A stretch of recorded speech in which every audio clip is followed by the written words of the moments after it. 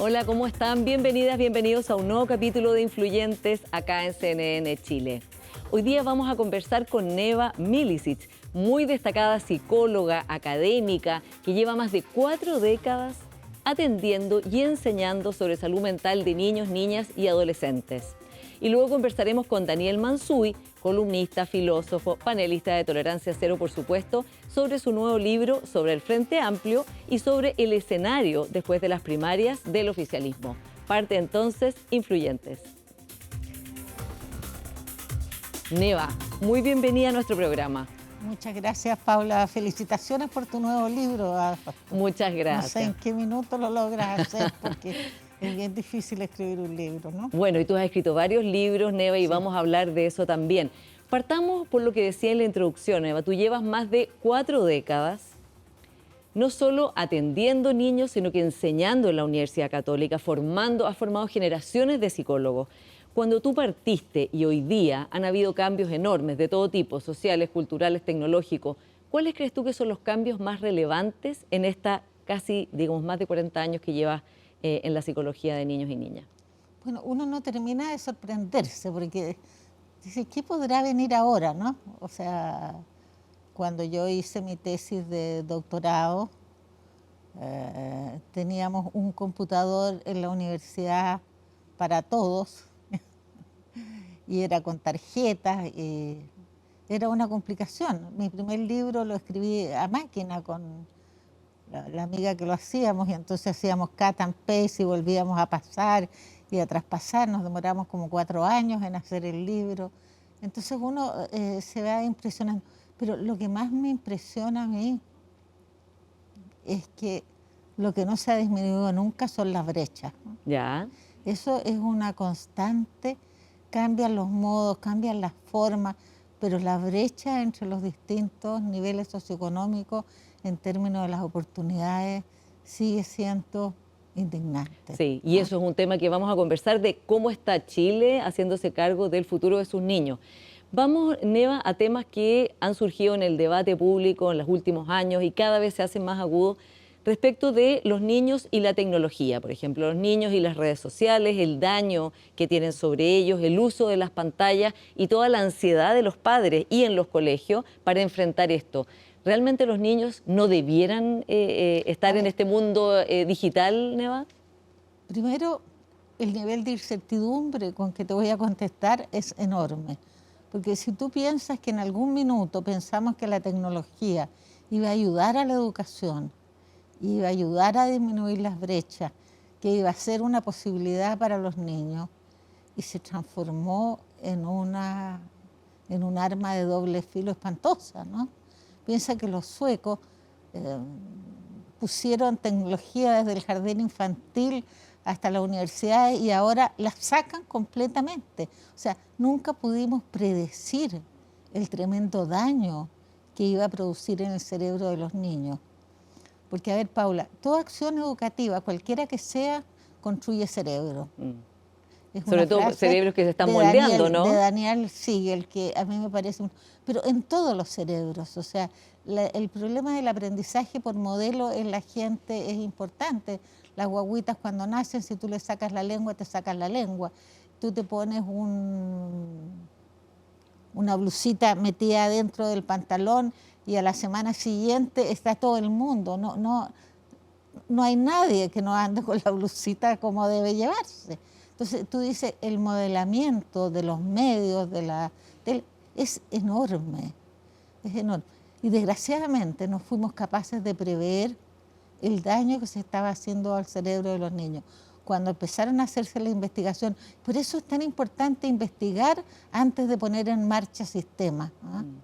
Cuando empezamos a investigar y vimos que los programas estaban hechos en una razón de 4-1 las recompensas y que eso creaba cerebros adictivos, ya era tarde. Claro, y era tarde porque los niños estaban metidos, ¿no? Yeah. Neva, vamos a ver cuáles crees tú que son las soluciones hoy día, ya que el problema, como decías tú, existe. Pero antes de eso, ¿qué te está llegando hoy día a ti, a tu consulta, o te llegaba, primero, o qué encuentras para que tú nadie se haga de la ilusiones consecuencia? de que lo voy a atender? Sí, porque eso es verdad que tienes digamos, no tienes hora. No, porque Hace estoy mucho atendiendo tiempo. muy poca consulta, porque estoy atendiendo a los que fueron mis pacientes, a los hijos de mis pacientes, a los hijos de los amigos, y haciendo bastante coaching parental, digamos, porque quiero dejarme más tiempo para escribir. Tenemos muchas cosas pendientes de los trabajos de la universidad que no pudimos terminar y muchas preguntas que contestar y que contestarnos. Entonces estoy dedicando harto de mi tiempo a escribir, a investigar, y he reducido la atención exactamente, bueno, para ayudar a la gente que uno quiere y que está en problemas. Sí. Y la otra cosa, para no perder contacto con la realidad, ¿ya? Claro. ¿Y qué estás Ahora, recibiendo ahí? ¿Qué es lo que te llega? Ya no, claro, no con primero, muchos pacientes, pero ¿qué es? impresionantemente, yo no soy experta en autismo, impresionante la cantidad de niños en el espectro autista que llegan a consultarme. Y me impresiona porque yo no soy experta y les digo, no, me dice, pero necesito tu sentido común. O sea, que tú mires al niño y me diga, y en realidad uno se dice cuenta, hay varios que no son, ¿ya? Ya, ¿tú crees que hay un sobrediagnóstico, por ejemplo, de los trastornos del espectro autista? Claro, yo creo que hay un exceso pero sí es verdad que hay más. Es verdad que la patología, según el último estudio del Lancet, es mucho más y mucho más grave. Los cuadros que nosotros veíamos eran más leves. La ideación suicida ha surgido como un reguero de pólvora. Es que los medios han hecho mucho daño. Tú puedes encontrar en las redes formas de suicidarte. El niño que le disparó al candidato presidencial de Bogotá, lo reclutaron por las redes. Y las madres duermen tranquilas con los niños con sus teléfonos en las piezas, con su iPad en la pieza, y ahí en la noche es cuando salen todos los patos malos. Entonces uno dice, no, esa cuestión es verdaderamente impresionante. Claro, como que se puso los padres muy protectores de que los niños no salgan a la calle, que no vayan a comprar al almacén, Claro, pero completamente... por las calles de la claro, tecnología andan por exactamente. donde quieren, ¿no? O sea, las niñitas hacen cualquier tontería y no hay un sistema para enseñarle a los niños que tú todo lo que haces en la red queda. Todo lo que sube queda para siempre, ¿no? Y entonces no hay manera de deshacerse de él. Prueba cuántos tenemos ahora en previsión preventiva por el acceso a las comunicaciones. No se borra. Sí. Y entonces una niñita que se pone en bikini y se la manda al novio, y el novio pelea con ella y se la manda a todos los amigos, ahí quedó para siempre. O sea, tenemos que tener como la educación en los medios, a los padres, a los niños, a los profesores, es muy importante, porque es muy dañino. Y porque cuando tú te haces adicto a algo, como te haces a los medios, te haces adicto a cualquier cosa. Pescas cualquier adicción más rápido. Piensa, pescas adicción a drogas, pescas adicción a alcohol. Entonces, no es trivial, ¿ya? Y todo eso no lo previmos, no nos imaginamos tan siquiera. A mí eso, ahora uno se pregunta por la inteligencia artificial y estamos en lo mismo, ¿no? El otro día veía cómo se podía engañar a la gente por la inteligencia artificial, las miles de maneras y que claro, que trae algunas ventajas, pero trae tantas dificultades. Sí. Neva, y en ese sentido, ¿debiera ahora haber una tendencia, como dice el psicólogo Jonathan Haidt con su libro La generación ansiosa, hacia regular, prohibir que los menores de edad estén en redes sociales por lo menos hasta los 16 años, ponerse todos de acuerdo? Porque este es el tipo de problema que o lo hacen todos o nadie va a querer, porque los niños empiezan a decir, me quedo fuera, Soy la única. Soy la única y ya me quedé fuera como de toda vida social, Claro, si no estoy en donde están quedarse todos. afuera de algo en este momento es una tragedia enorme. La necesidad de pertenencia de los niños es importante. Y ahí donde te diría que yo siento que lo más importante en el desarrollo emocional es la generación de vínculos, ¿no? Los vínculos de la persona consigo misma, ¿no es cierto?, que te hace sentir valioso, independiente de que el otro piense que tú dices puras tonterías, pero tú estás segura de tu narrativa. El vínculo con los otros y el vínculo con la naturaleza. Pero mira el mundo, Paula, que le estamos legando a los hijos, que tú pongas la tele y tengas 4 feroces hienas en desarrollo muriendo niños que no tienen nada que ver y todo el mundo tan tranquilo. O sea, cuando tú piensas que en la Segunda Guerra Mundial murieron 45 millones de personas y en la influenza posterior que hubo murieron 50 millones de personas. ¿Pero por qué murieron? Porque estaban muy debilitados, estaban muy fragilizados después de una guerra, con hambre, con miedo, con incertidumbre, sin trabajo. Entonces la verdad es que uno dice, hay una sensación de incertidumbre, de fragilidad, y los niños están expuestos a eso diariamente. ¿Con qué ropa les decimos que no sean violentos? Sí, ese era otro tema que te quería preguntar, Neva, que es el alza, digamos, de la violencia dentro de los colegios, de la violencia entre ellos, una violencia tanto en el mundo online, digamos, a través de las redes sociales, como en la vida real, ¿no? Como dentro de la sala de clase, lo reportan los profesores, la dificultad para contenerlo. Fíjate que un estudio del CEP mostraba cómo ha ido aumentando la violencia al interior de los colegios y cómo muchísimos niños se sienten hoy día, creo que la cifra era, no sé, como un 70% de niños en segundo medio que reportaban haber sufrido algún tipo de violencia, sea violencia directa, de golpes, pero también la violencia de sentirse excluidos y aislados, ¿no? Entonces la pregunta es, en este mundo que estamos describiendo, con esta disrupción tecnológica, esta disrupción geopolítica, ¿no? Con todas estas guerras y los medios y su instantaneidad, ¿cómo se ayuda a los niños? ¿Cuál es la postura que deberían tomar los adultos en la sala? Primero yo diría que tenemos que deslegitimar la violencia. La violencia nunca es legítima y las heridas de infancia no se mejoran jamás, ¿ya? La infancia es el lugar en que tú vives el resto de tu vida. Tú cuando conversas conmigo me vas a conversar, te vas a recordar de cosas de cuando eras chico y uno dice, y esto no pasaba cuando yo tenía, ¿no? O sea, hay un referente y el daño que se produce marca al niño, pero no solamente marca al niño, sino marca a la familia. Si un hijo tuyo cae en la droga, no solamente el niño el que está en la droga, es toda la familia que está afectada por el problema. Es todo su entorno escolar, porque el niño va a robar para conseguir droga, va a agredir para conseguir droga. O sea, estamos todos imbricados en una relación que es, te diría que estamos en un mundo que está siendo muy tóxico y a mí me encantaría, tú me decías en qué has cambiado en todos estos años. Yo diría que siento no tener el optimismo que tenía a los 21 cuando estaba dando 22 el examen de grado, de decir, vamos a cambiar el mundo. ¿Ah?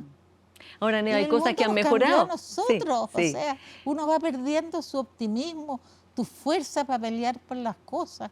Es muy complicado cómo los acontecimientos externos empiezan a determinar a los niños.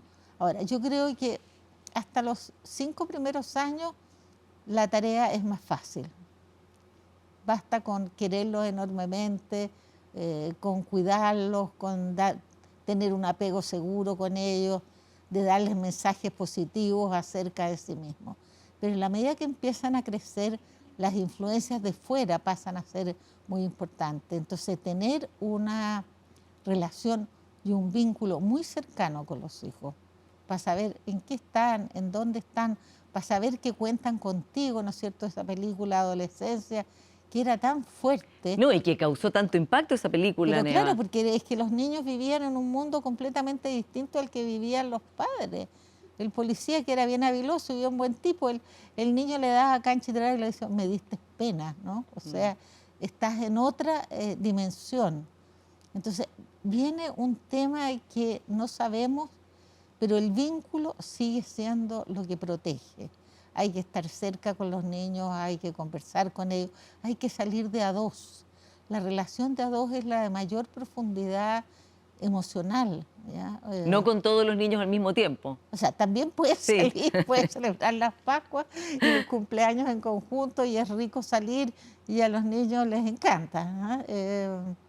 Pero hay veces que hay que salir de a media hora porque esa conversación es sin interrupciones, en que tú puedes mirarlo a los ojos y hacer una corriente de empatía, porque la empatía se da en la mirada, ¿ah?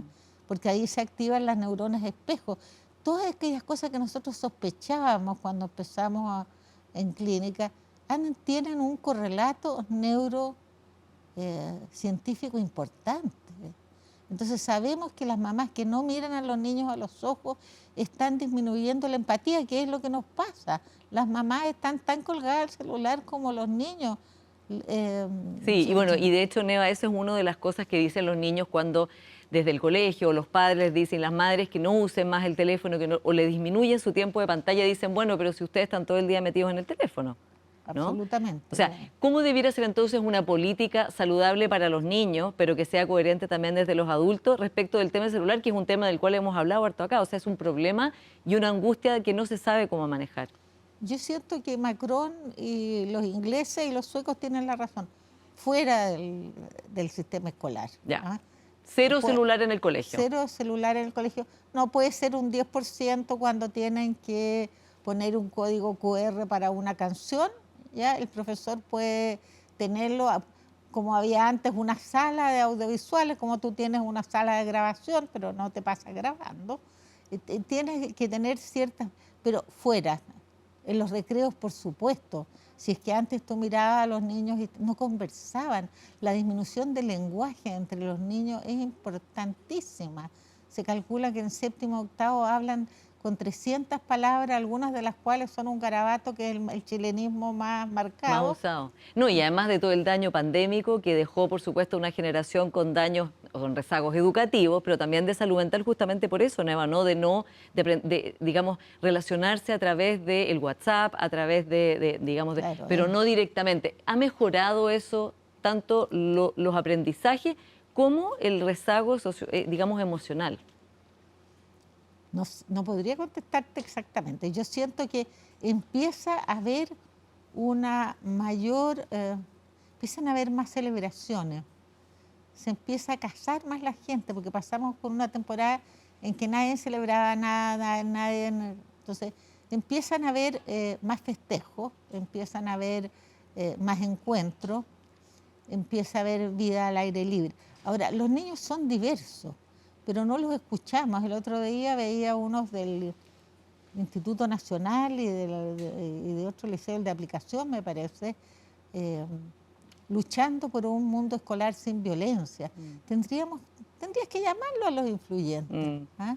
Porque de verdad, cuando uno ve a la Greta Greenberg, que ella parte para Gaza y la dejan, y no hemos sabido más de ella, ¿no? Nos dejaron con ella raptada, no sé qué sucedió con ella.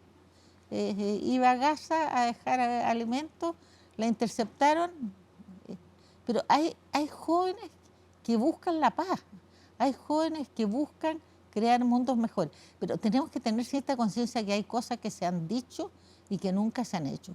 Primero, los colegios no tienen que ser tan grandes. El control social en ambientes muy grandes es muy malo.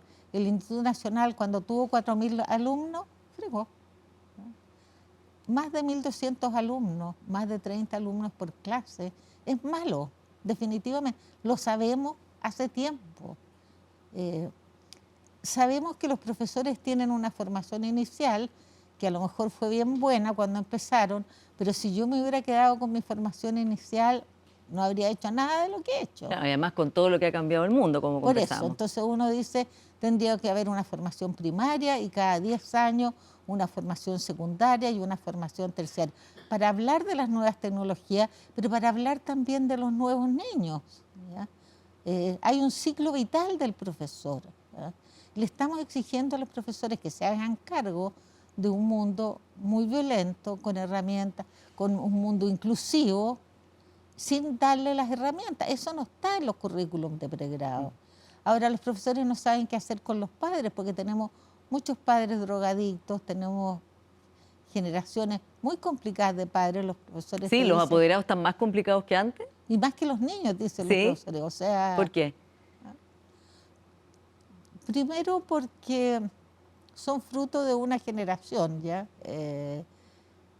que tomó mucha violencia, tomó también mucha injusticia. Hay un mundo... A ver, Chile está muy lejos de ser un estado de bienestar.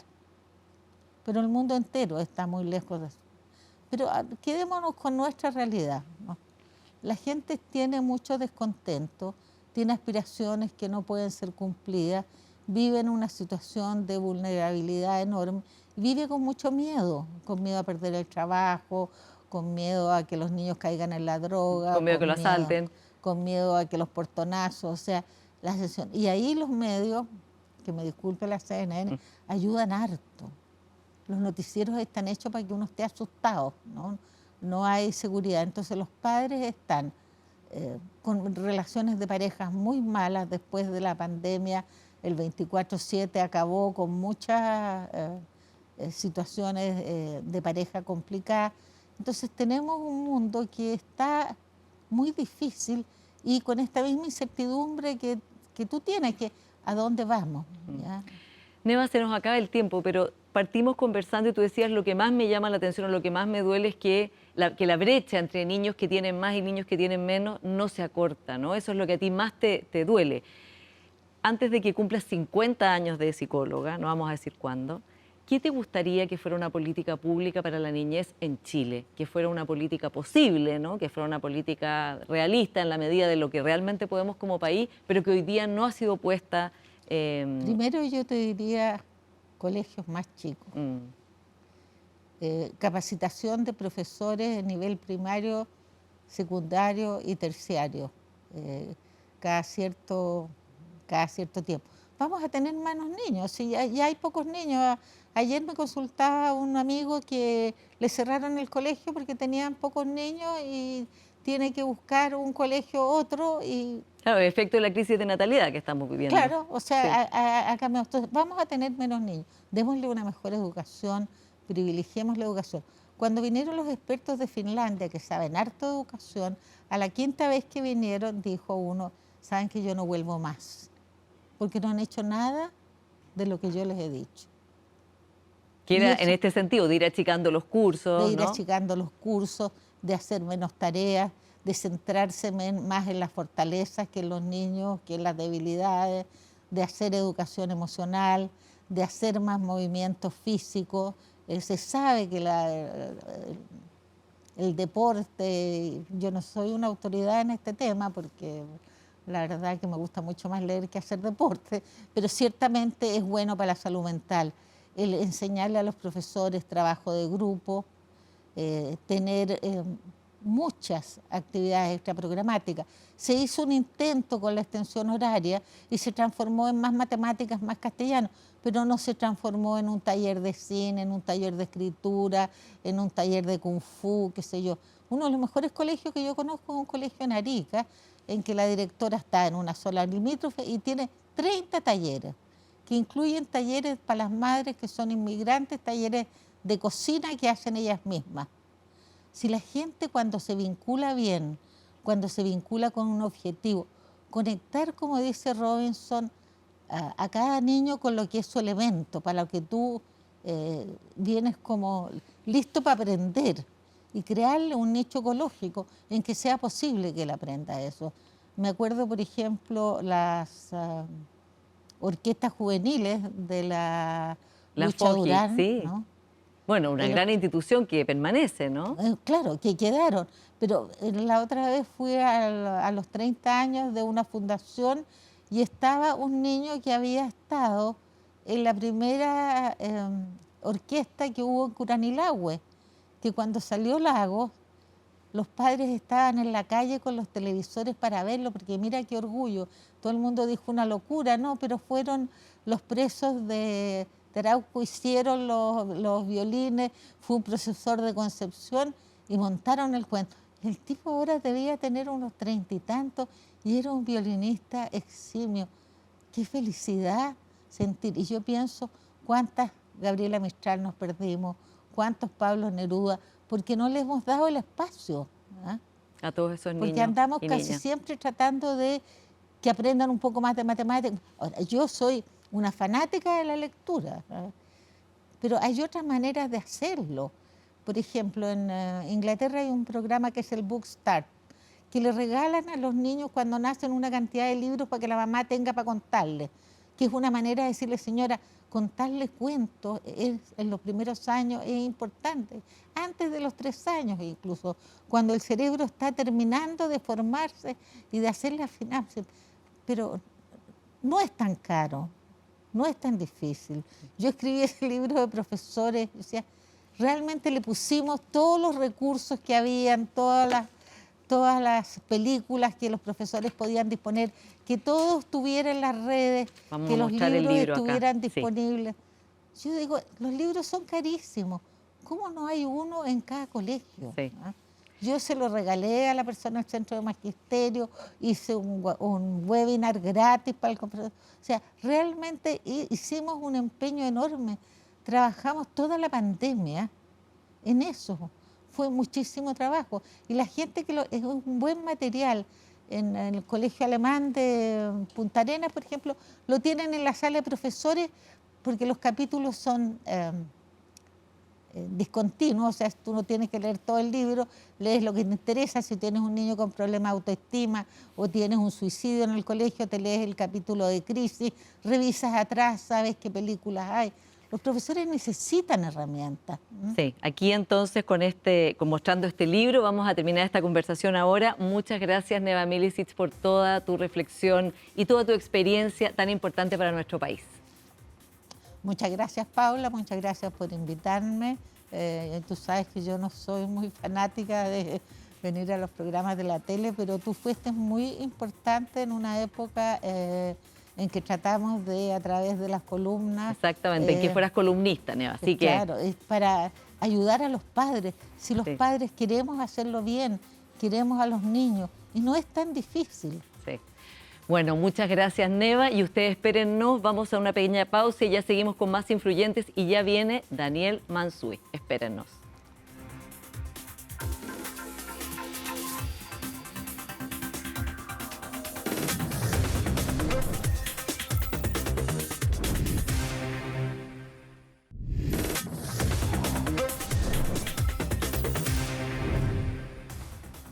Ya estamos de vuelta con nuestro siguiente invitado, Daniel Mansuy, académico, cientista político, columnista, compañero panelista de Tolerancia Cero. Muy bienvenido. Muchas gracias, Paula, por la invitación. Encantado de estar aquí contigo. Bueno, y vamos a hablar de este libro que acabas de lanzar, Daniel, Los Inocentes al Poder, Crónica de una generación, un libro muy crítico, un ensayo crítico sobre el Frente Amplio. Y este libro se lanza en un momento en que en la primaria el candidato del Frente Amplio, el diputado Gonzalo Winter, sacó un resultado de un dígito, algo que estaba bastante fuera de los pronósticos, ¿no? Mostrando un problema dentro del Frente Amplio, más allá de los problemas en el gobierno o los problemas del oficialismo, un problema del mismo Frente Amplio. ¿Qué pasó, crees tú, que el Frente Amplio, según lo que están mostrando los números y lo que se sabe hasta ahora, mucha gente prefirió votar por la candidata del Partido Comunista que por el Frente Amplio? O sea, Gabriel Boric hace 4 años en la primaria sacó más de 1 millón de votos. Gonzalo Winter sacó 120, 130 mil, si es que mal no recuerdo.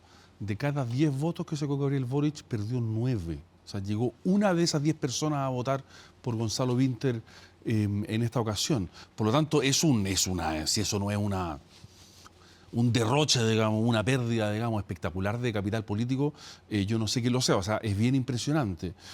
Por otro lado, la campaña de Gonzalo Winter, que ocurrió después de que yo terminara el libro, porque ya estaba en imprenta cuando se lanzó la campaña de Gonzalo Winter y su franja y sus spots, la verdad es que en muchos sentidos, podríamos conversar de eso eventualmente después, confirmaron muchas de mis tesis, ¿no? Porque el Frente Amplio no logró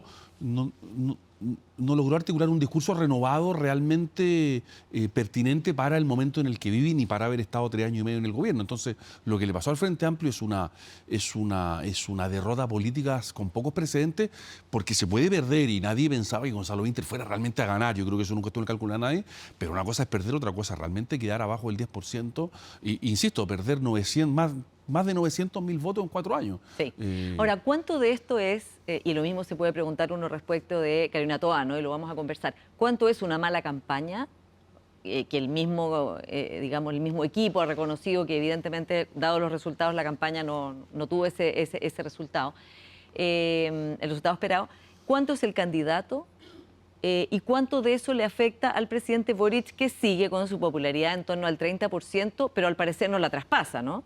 no la logra traspasar, yo creo que es una derrota del Frente Amplio como proyecto, fíjate. Y lo diría así, porque la campaña de Gonzalo Vinter y la franja de Gonzalo Vinter fue un esfuerzo por regresar al origen, ¿no?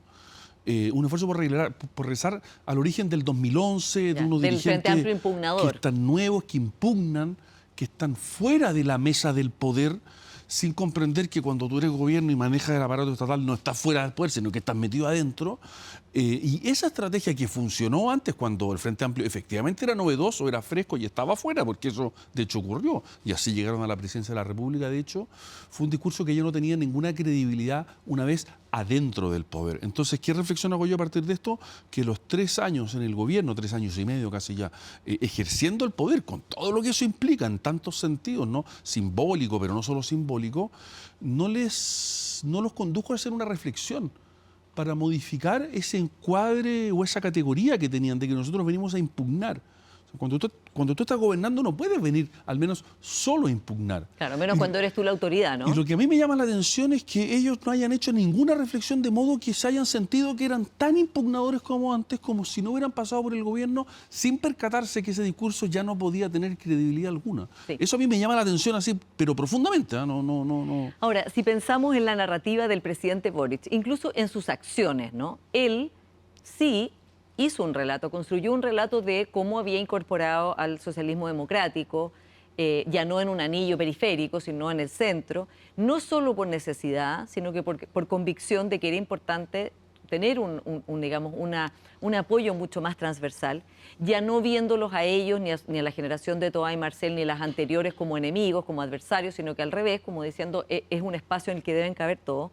Y de hecho sus políticas han sido bastante socialdemócratas, no han sido políticas radicales. Uno podrá decir, bueno, no le queda de otra, no tiene mayoría en el Congreso, pero Petro, por ejemplo, frente al mismo problema, se ha radicalizado, ha tomado un camino bien distinto del presidente Boric.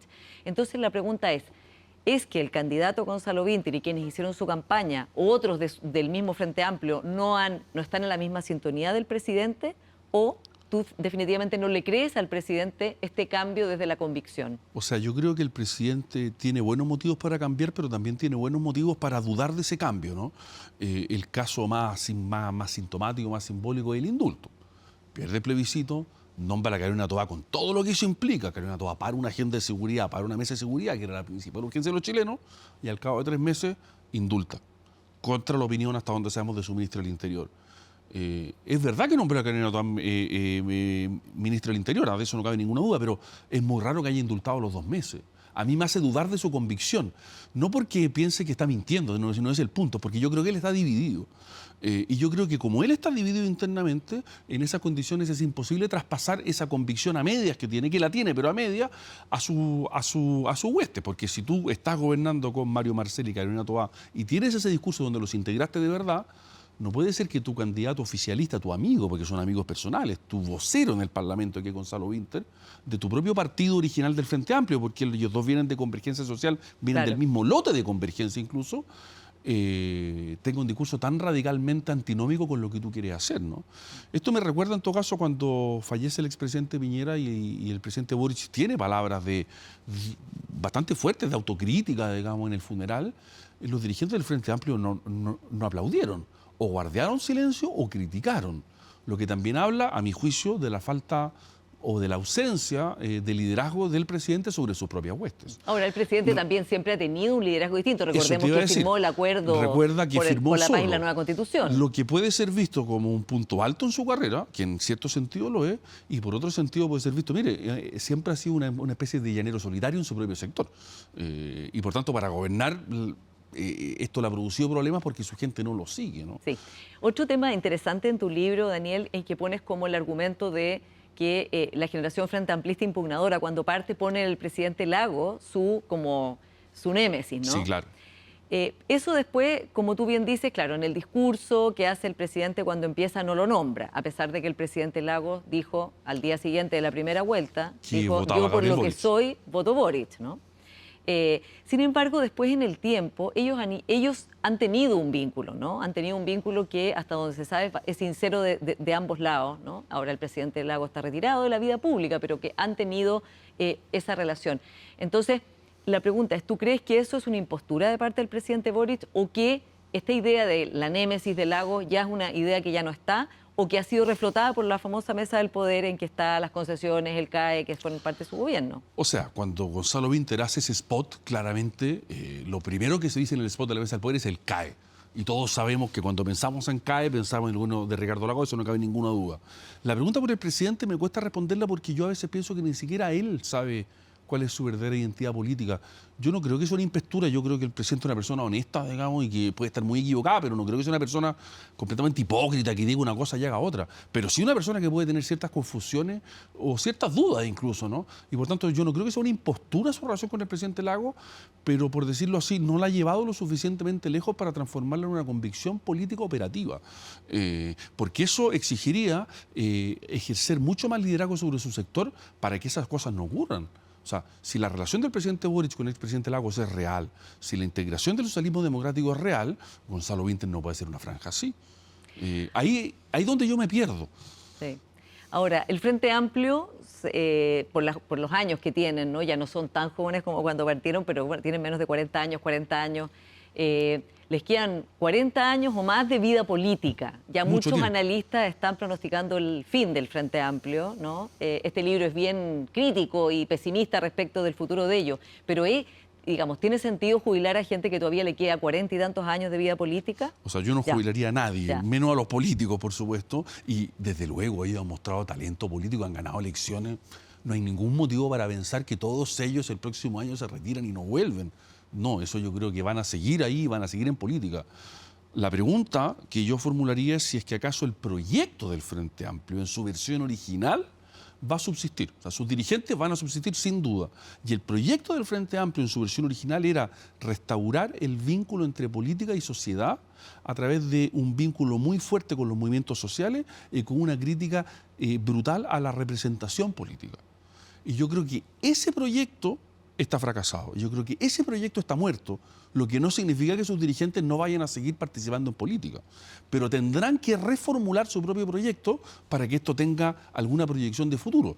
Porque si siguen anclados a esa lógica de que nosotros venimos de los movimientos sociales, nosotros representamos al pueblo, la transición fue una gran farsa y nosotros venimos a hacer algo de verdad por el pueblo, eso es lo que yo creo que está fracasado, pero sus dirigentes tendrán que reinventarse. Pero ojo, para reinventarse como proyecto tienen que hacer una autocrítica de por qué estaba equivocado ese proyecto y por qué fracasaron tan rotundamente, según el estándar que ellos mismos se fijaron. Exactamente. Ahora, el socialismo democrático está en un momento de una derrota muy amarga. No sacaron 9% como el diputado Winter, pero menos del 30% para una candidatura que se supone tenía un apoyo mucho más grande.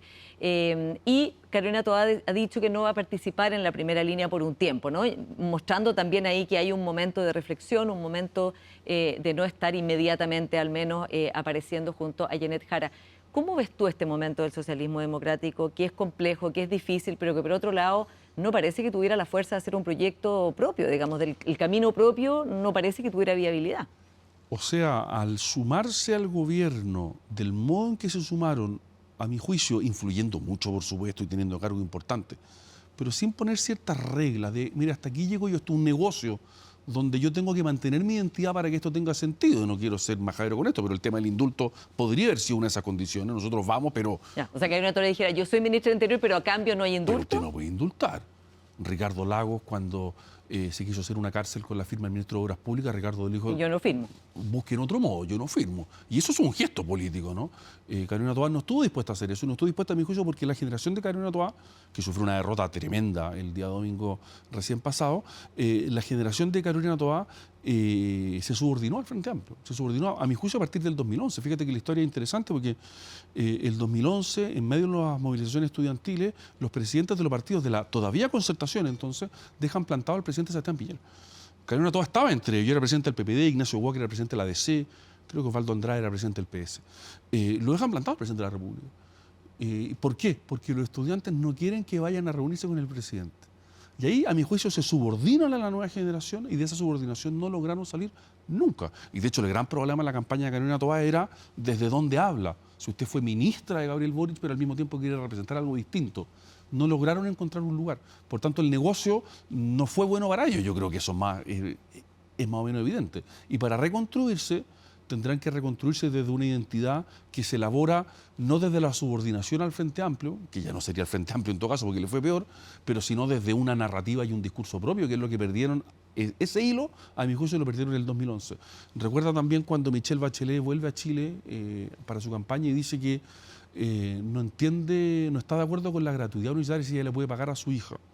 Los dirigentes la presionan y 2 días después, gratuidad universitaria universal. Claro, y también era el grupo impugnado, ¿no?, por el Frente Amplio como reemplazo de ellos. Vamos ahora al otro lado, a las oposiciones, porque también esto movió el tablero en la campaña, tanto de José Antonio Kast como de Evelyn Matei, y especialmente por el éxito de Janet Jara, ¿no? Un éxito nítido, no solo en el resultado de la elección, sino también las encuestas han mostrado, Daniel, esta semana que estaría esta primera, digamos, y después vendría Kast y Matei empatados entre sí con un 17 o 16%, pero ella con un 30 y tanto por ciento. Eso estaba fuera digamos, de lo que se preveía, ¿no? O sea, nadie lo esperaba, no, Sí. no, hay que ver cómo decantan las encuestas, pero ya como una primera encuesta así que dice algo así, ya una cuestión sorpresiva que me parece que no estaba en los planes de nadie.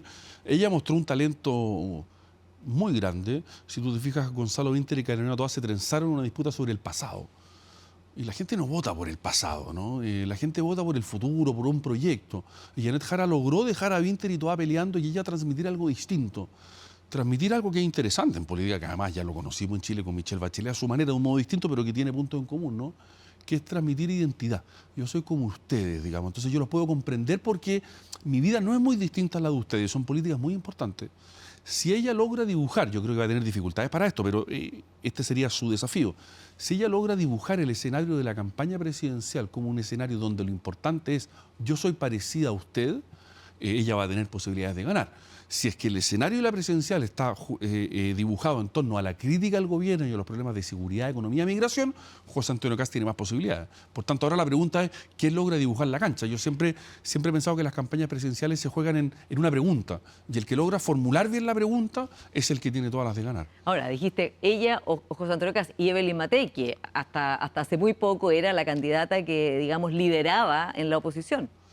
Me parece que ella sigue teniendo una posición expectante, por supuesto, tiene partidos, tiene redes, tiene una estructura, pero ha estado más débil en las últimas semanas.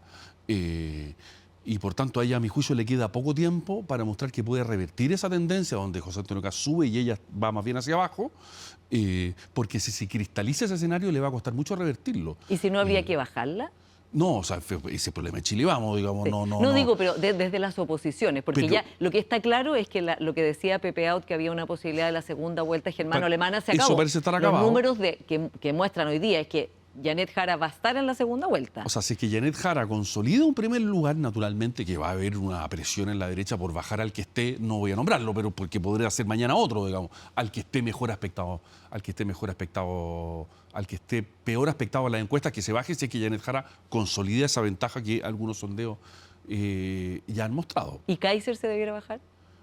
Kaiser se debiera bajar, yo creo que sí, yo creo que su campaña no tiene mucho destino, sin perjuicio de lo cual yo creo que con los números que tiene hoy día, que no son demasiado descollantes, son una ventaja para José Antonio Kast, por ejemplo, que le permiten situarse en un lugar distinto al que estaba antes, y por tanto tampoco sé si hoy día habría tanta presión para bajar a Kaiser, porque su papel hoy día está siendo más bien marginal y funcional a uno de los candidatos. Claro, funcional al menos desde la Sí. la mirada de identidad, ¿no? Sí.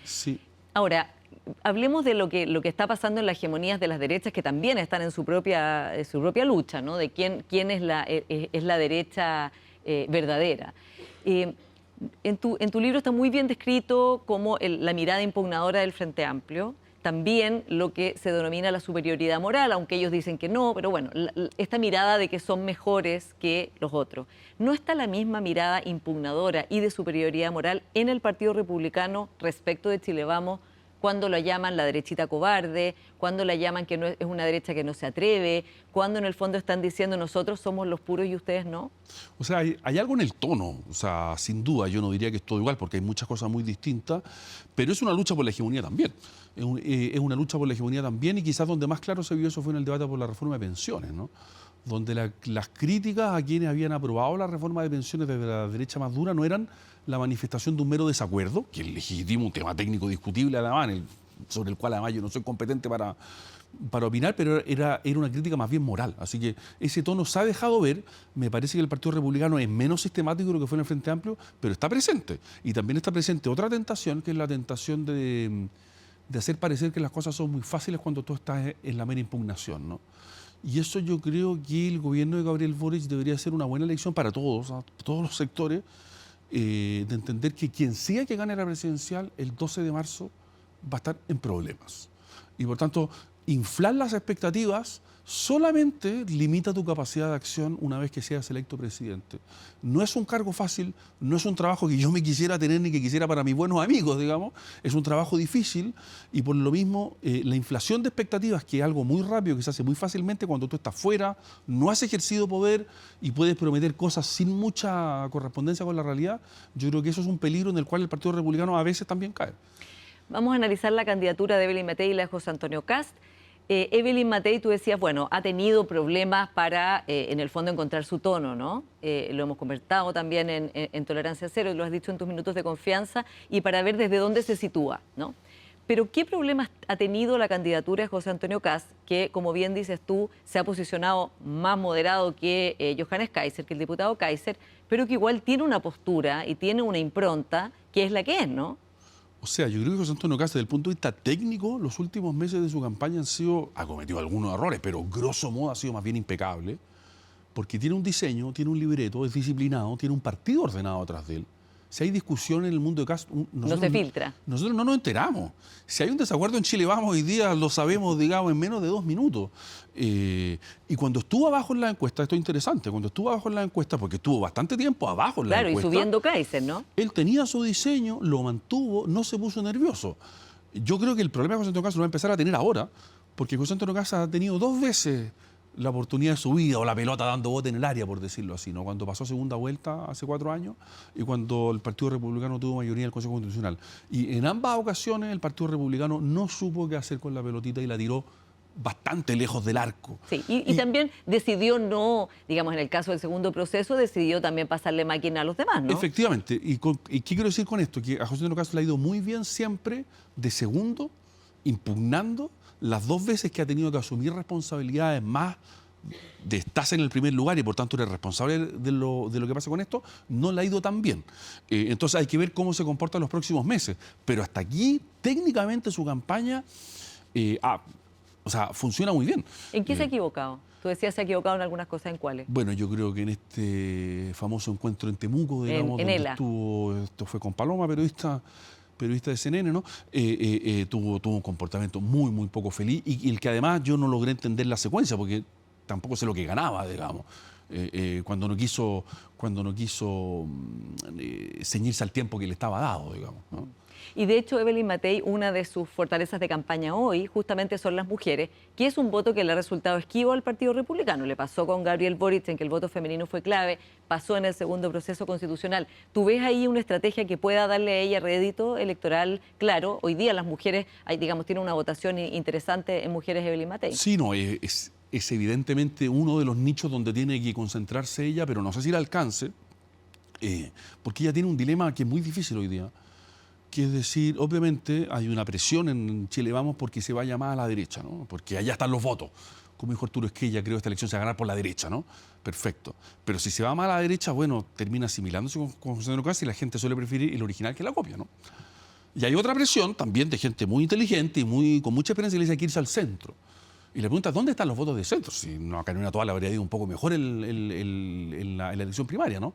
Yo creo que hay votos en el centro, lo que pasa es que es muy difícil ir a captarlo. Entonces, ellos hoy día enfrentan una disyuntiva estratégica, donde además tiene la dificultad de que, como decíamos antes, tiene partidos que son un poco más desordenados. Cada encuesta Chile Vamos la pone muy nervioso. Entonces, lo que yo creo que no puede hacer Evelyn Matei es ir cambiando estrategia cada vez que una encuesta no sale lo bien que ella querría, porque justamente la ventaja estratégica de Kast hoy día es que tiene un libreto al que se ha ceñido rigurosa y disciplinadamente en los últimos meses. Entonces, ella tiene que escoger una estrategia, aguantar el chaparrón y no ponerse nerviosa y esperar a que esa estrategia pague al cabo de 1, 2, 3 meses. Sí. Se nos acaba el tiempo, Daniel, pero tú has dicho en tus columnas, y lo hemos comentado también, tú dices esto de apelar al miedo a la ultraderecha, eso ya se usó y no estaría rindiendo ahora en esta elección. Desde la perspectiva de las derechas, en todas sus distintas expresiones, ¿no les preocupa la asociación que hay, por ejemplo, José Antonio Kast con Víctor Orbán en Hungría, con Donald Trump, con Javier Milei, con Bukele?